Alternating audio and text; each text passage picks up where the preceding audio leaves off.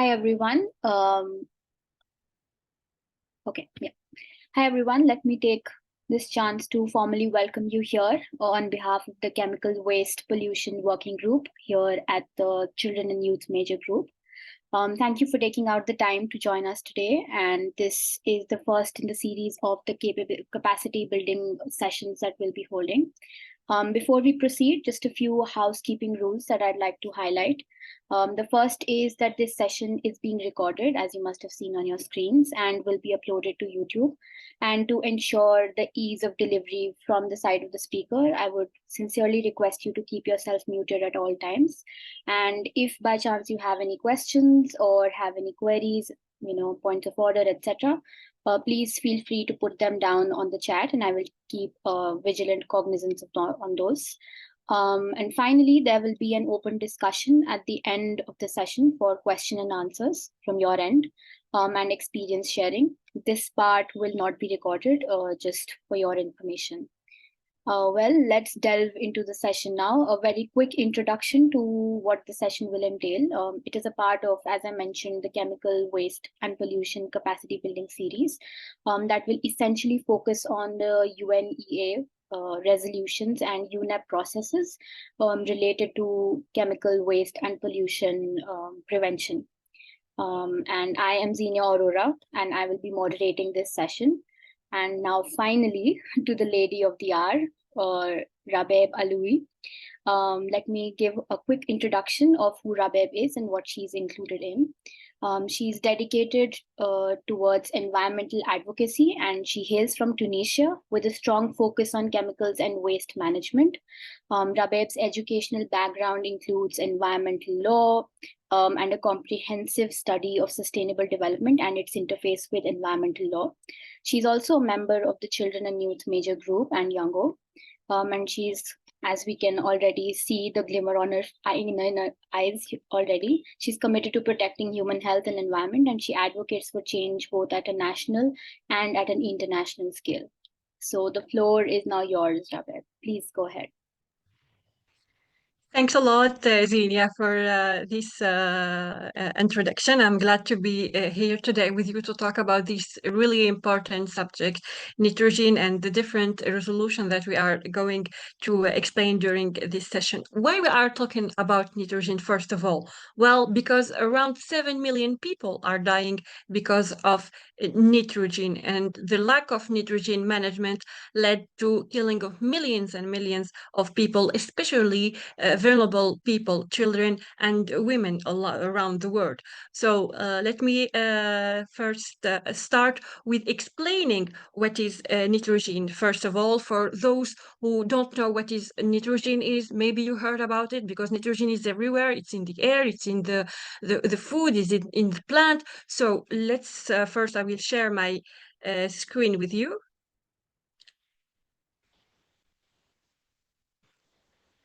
So what is nitrogen? As I said, nitrogen is everywhere. It's the most abundant element in our atmosphere. It's crucial to our life. It can be found in the plants, in the water we drink, in the air we breathe.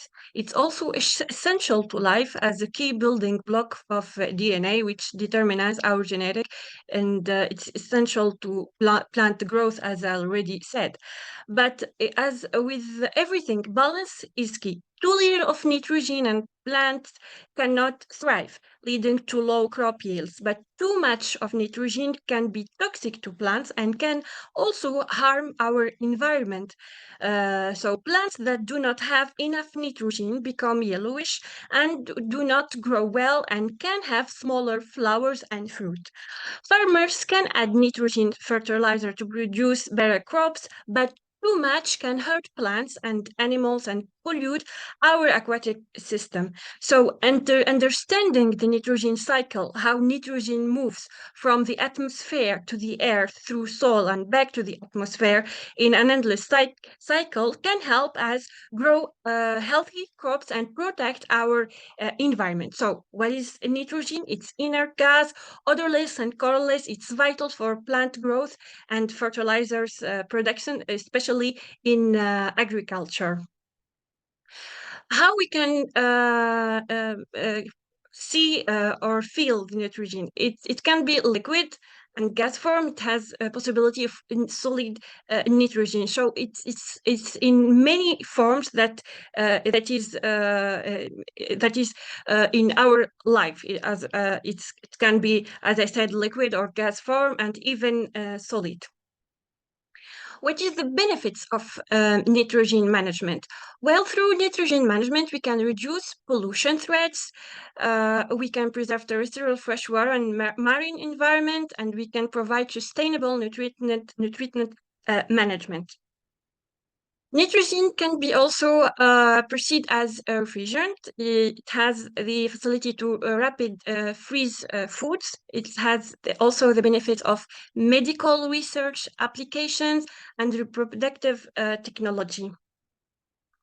But as I said first, nitrogen has benefits in our life, but also it has many harmful impacts. So let's here start with the hazards of nitrogen pollution that can impact our life in all aspects of our life. It can impact the food we eat, our health, everything. So elevated levels of nitrogen dioxide, for example, can cause damage to the human respiratory tract and increase persons' vulnerability to respiratory infection and asthma. And long-term exposure to high level of nitrogen dioxide, for example, can cause chronic lung disease. It might also affect the senses, for example, by reducing a person's ability to smell an odor. And high level of nitrogen dioxide can also be harmful to vegetation, damaging foliage, decreasing growth, or reducing crop yields. So nitrogen dioxide can fade and discolor furnishing and fabrics, reduce visibility, and react with surfaces. So the nitrogen has impact not only in our health, but in all the aspects of environment. So through water pollution, with the excessive nitrogen runoff from agriculture fields and industrial process, which can contaminate water bodies, it impacts the air we breathe through air pollution, because nitrogen oxides emission from industrial facilities and vehicles contribute to air pollution. And these emissions can lead to respiratory problems, as I said, and the formation of ground-level ozone, harming human health. Here I would like to share with you this picture from China. It shows a man collects snails amid nitrogen-fueled algae bloom in China's eastern Jiangsu province. Hope I pronounce it correctly.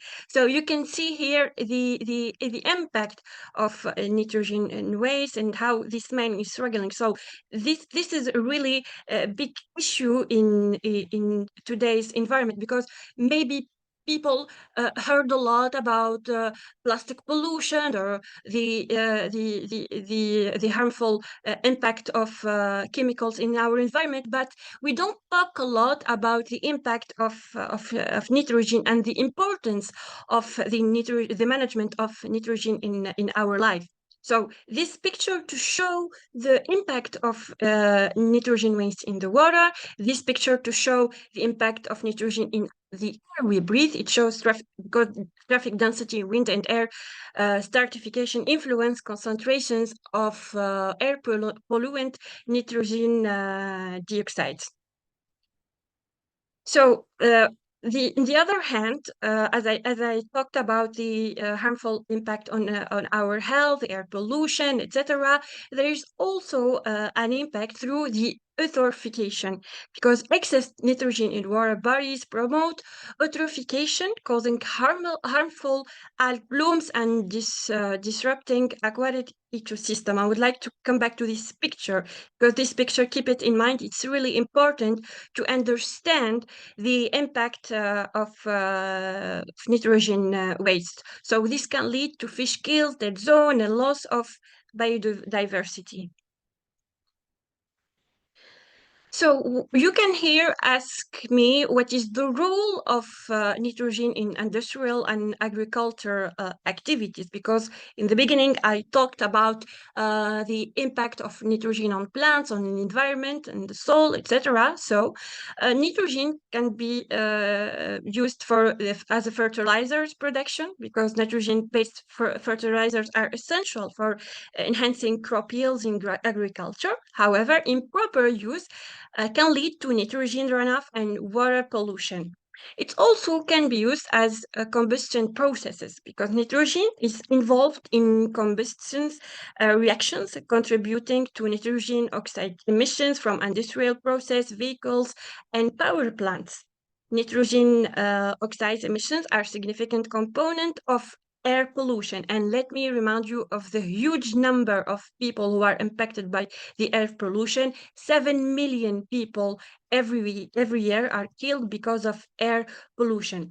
It also can be used in food production. Nitrogen is a critical component of proteins, and it's necessary for the growth of livestock. However, excess nitrogen in animal agriculture can result in nutrient imbalances and environmental pollution.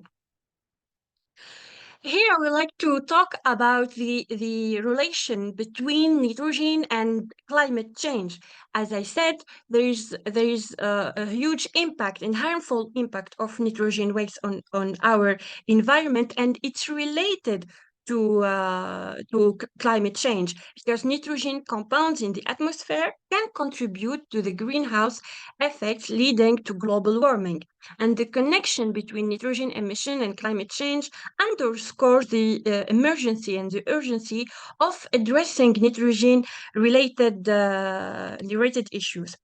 And when I said from the beginning that the nitrogen is important, yes, but the waste of nitrogen and the lack of management of nitrogen is harmful. It's impacting our environment, and it's leading to climate change. And here, let me remind you, for those who don't know, that nitrogen emissions has many types, like ammonia, nitrogen oxides, and nitrous oxides, that contribute to particulate matter and acid rain. This cause respiratory problems, as I said from the beginning, and even some cases of cancer for some people. So after presenting to you what is nitrogen, and after later you can ask me if you have any question, feel free to ask me. I would like to talk here about the different resolution that manage the nitrogen. I would like to start about the UNEA 4, which is the first resolution and revolution. Yes, it's really a revolution in nitrogen management. This resolution was adopted at UNEA 4 in March 2019, and it was the opportunity to launch the UN Global Campaign on Sustainable Nitrogen Management, which took place in Colombia and Sri Lanka in October 2019. So the UNEA 4 resolution on sustainable nitrogen management, it's a revolutionary resolution. Why? Because it recognizes the multiple pollution threats resulting from anthropogenic reactive nitrogen, including air pollution, with adverse effects on the terrestrial, freshwater, and marine environment. This resolution supports exploring options to achieve the SDG goals, including assessment methodology and relevant best practices.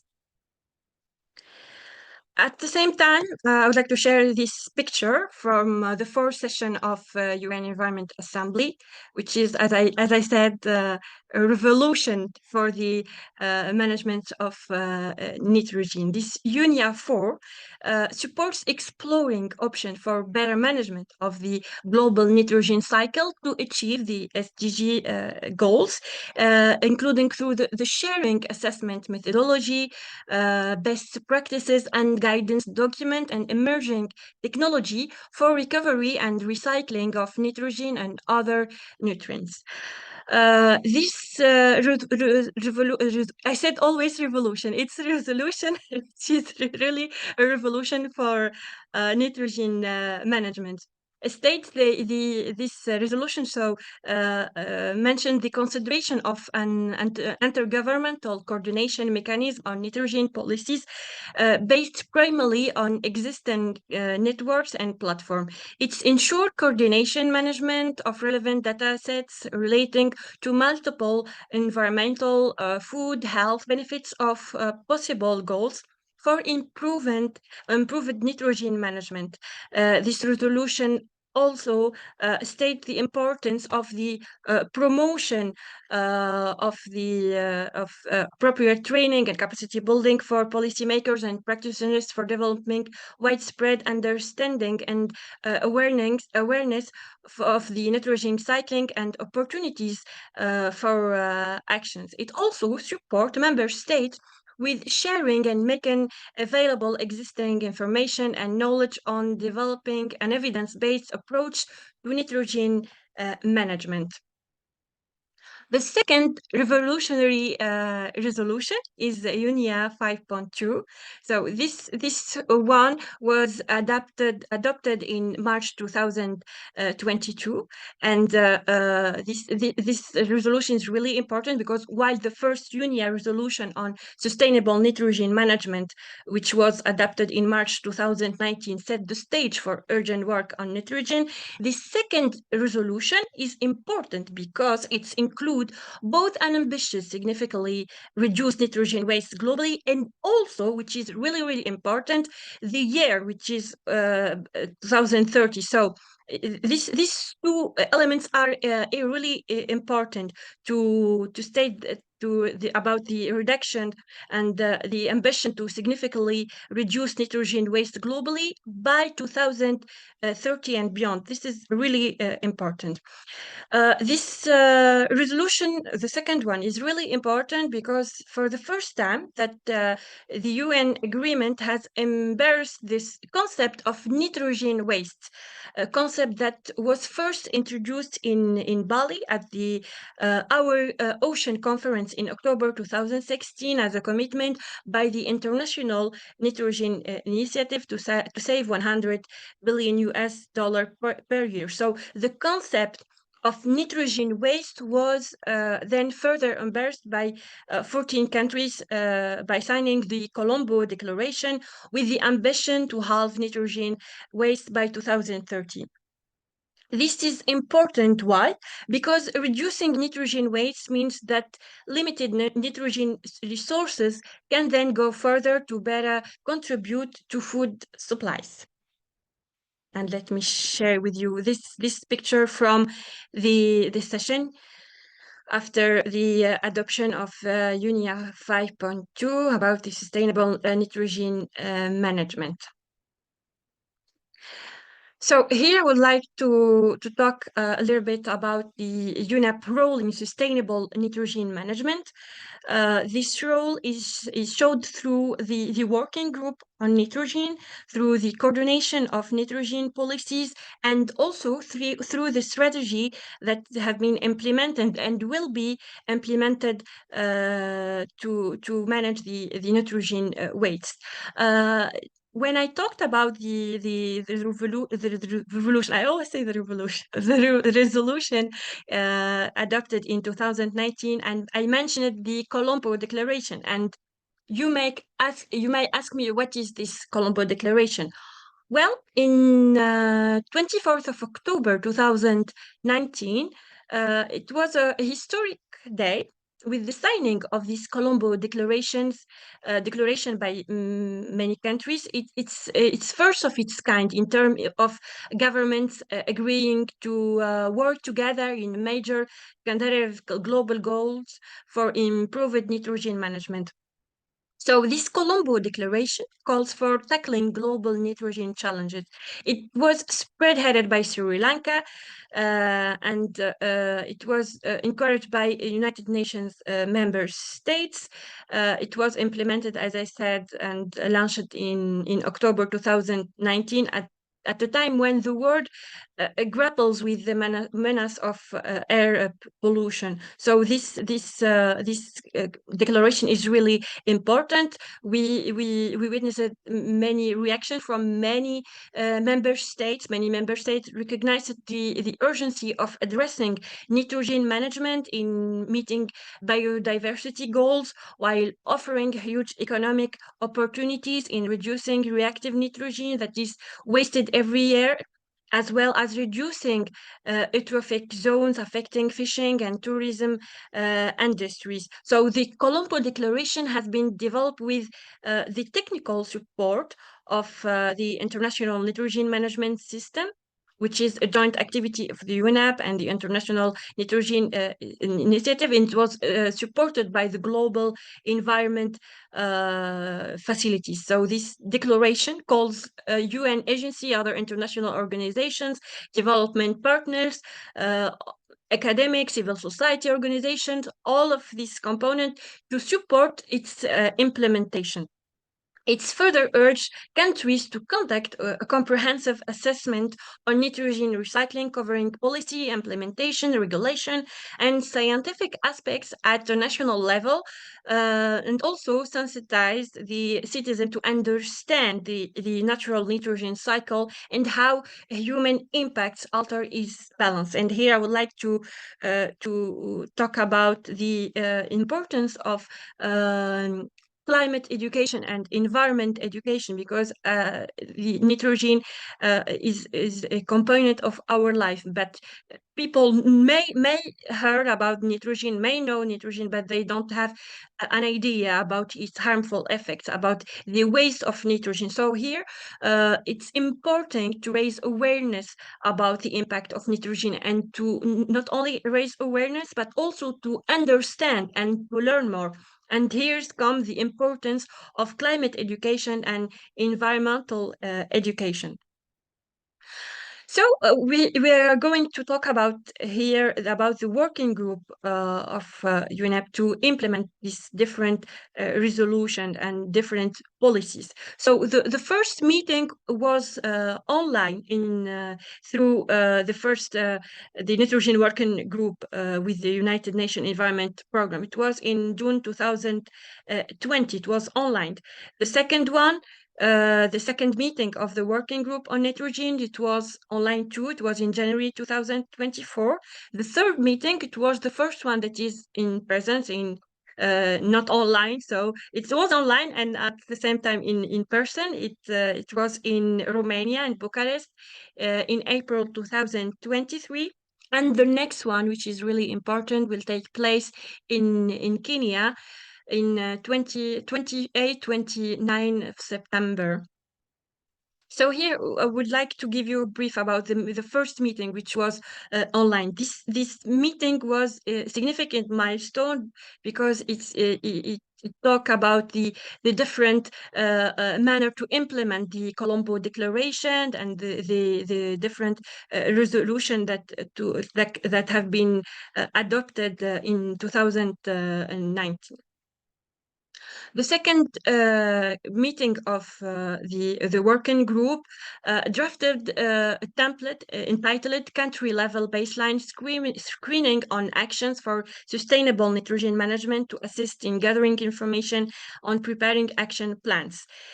During this meeting, the member states recognized that every country has different circumstances, and they recognized the need of nitrogen management in every stage of process of developing and implementing action. So this draft template included elements to gather information on targets on reducing nitrogen losses, monitoring system, measuring the promote sustainable use of nitrogen, legislation, norms on wastewater discharge, awareness campaign, training, public and private investment, and also science and technological advances. In this table, you can see a brief presentation of every working group. So the next working group that will take place in Kenya, in Nairobi, 28, 29 September, we'll talk about the coordination of policies, the global nitrogen cycle, the potential options and modalities, and we will also try drafting and implementing action plans at national and improve the national level and also international level of policies across the nitrogen cycle. So here it's important because usually in the resolution we talk about the international level. No, but in order to have the international level of waste management of nitrogen, we need to start with the national level. So this meeting taking place this month in Kenya is really important because there is a round table that will focus on this improved coordination of policies across nitrogen cycle and across sectors nationally and internationally. So the next meeting after this Kenyan meeting will take place in between February or January, we don't know yet. But this meeting will exchange experiences and will talk about the knowledge and database around the nitrogen management. And the other meeting will take place maybe between February and March 2024, and the theme will be effective, inclusive, and sustainable multilateral actions to tackle climate change, biodiversity loss, and pollution. So what you need to keep in mind, the global campaign for nitrogen management, keep in mind that it was launched in Sri Lanka in October 2019. Keep in mind the important campaign, Beat Nitrogen Pollution. You can use this hashtag if you are launching a local campaign about nitrogen pollution or nitrogen management. And the third aspect of this global campaign is the guidelines for sustainable nitrogen management that took place in Romania.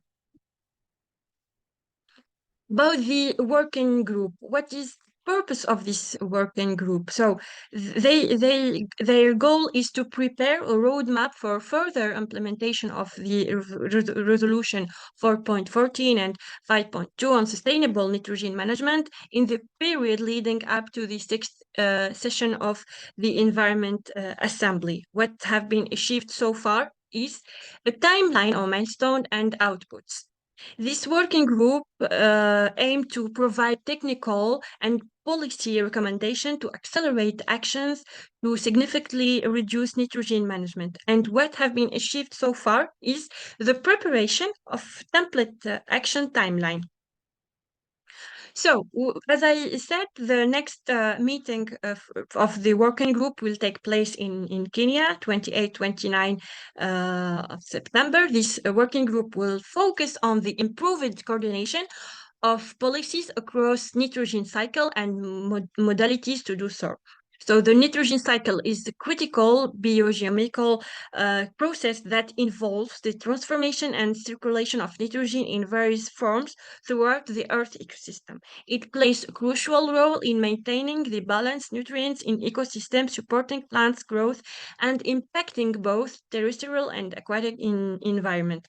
So managing the nitrogen cycle is essential to mitigate environment issues like water pollution, greenhouse gas emissions, and ecosystem disruption. And this subject will be discussed during this working group taking place this month.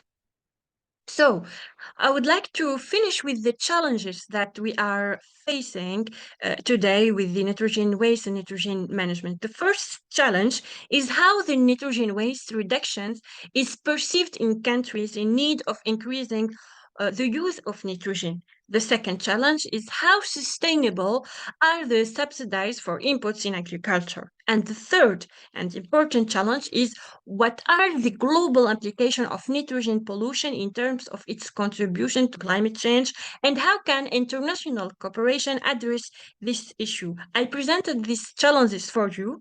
because after the game session, the quiz session, I would like to discuss with you what are you doing in your local level. Are you working on campaigns on nitrogen management, and how can we tackle these challenges these three challenges I presented to you today? So thank you for listening, and feel free to ask me any questions. You will be more than welcome. Thank you. It's a quiz time now.